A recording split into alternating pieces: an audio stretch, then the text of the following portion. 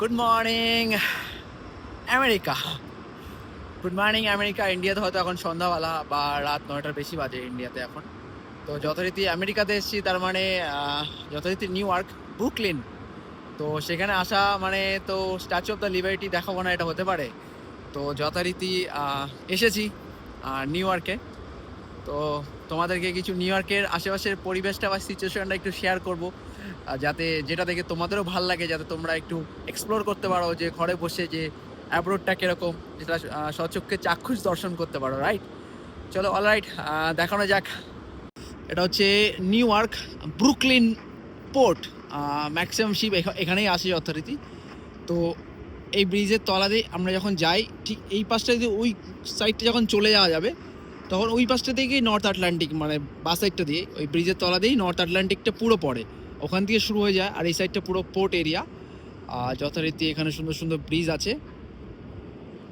As you can see there are lots of building, those building. যথারীতি দেখতে পাচ্ছ এখানে সুন্দর সুন্দর গাছ, খুব মিষ্টি মিষ্টি পরিবেশ, আবহাওয়াটা খুবই ঠান্ডা। যেহেতু নিউ ইয়র্কে এসেছি, স্ট্যাচু অফ দ্য লিবার্টি দেখাবো না, হতে পারে? এই হচ্ছে statue of the liberty. New ইয়র্কে আসা মানে স্ট্যাচু অফ দ্য লিবার্টি দেখাতে পাবো না, এটা হতে পারে? সো সেটারই আমরা যখন এখান থেকে যাই, যথেষ্ট কাজ দিয়ে যাই। তো এই হচ্ছে আশেপাশে পোর্ট সাইডটা এরিয়া।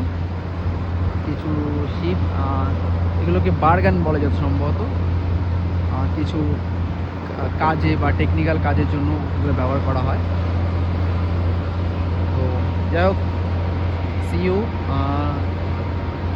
সুন্দর একটা গাছ, সরি সুন্দর সুন্দর পাখিগুলো এখানে।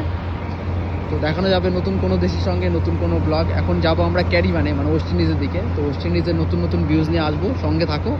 এবং আমার চ্যানেলটা বা আমার ফেসবুক আইডিটা যথেষ্ট সাবস্ক্রাইব করে রাখো, তাহলে একটু ভালো লাগবে।